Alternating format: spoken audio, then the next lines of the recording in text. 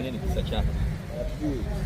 Sheikh Nadhim bin Muhammad al-Naqshbandi al-Haqqani, kiongozi wa tariqa al-Naqshbandia al-Aliyya ambaye alikuweko Cyprus, upande wa Uturuki, Northern Cyprus. Alituma ujumbe hapa Unguja, ujumbe ukaja, wakawa msikiti wa Ijumaa.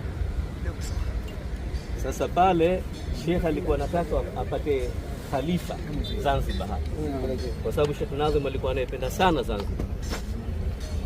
Ujumbe uliofika hapa, wakawekwa msikiti wa Ijumaa pale, wakawa kila wakisali istikhara ili Mwenyezi Mungu awaonyeshe nani wampe ile amana.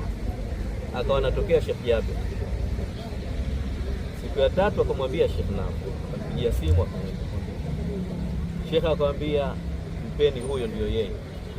Ndio mnaona lile juba analolivaa kile kilemba kirefu kile anachokivaa kinatoka kwa huyo Sheikh Nazim bin Muhammad, Sheikh Nazim Adi Muhammad al-Haqqani al-Naqshbandi al-Haqqani, mkubwa wa tariqa al-Naqshbandia al-Aliyya wakati ule.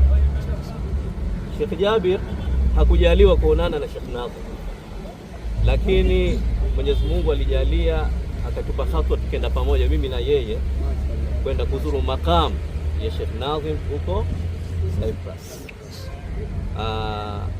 Nimependa kusema hilo, na nimependa vile vile kutabaruku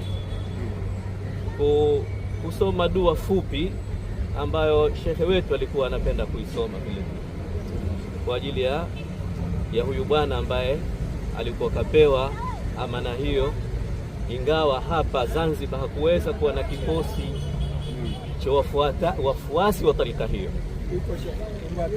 Iko Tumbatu, lakini hapa mjini hapa sijaona kundi la watu hao. Tulikuja Tumbatu, tulionana na Sheikh. Tulikuja mimi na Sheikh Jabir mara mbili Tumbatu. Naam. Ulikuwa umefiwa na ndugu yako au kaka yako, nakumbuka. Naam. Kwa hivyo bismillahir rahmanir rahim, al-Fatiha bil bismillahir rahmanir rahim, alhamdulillahi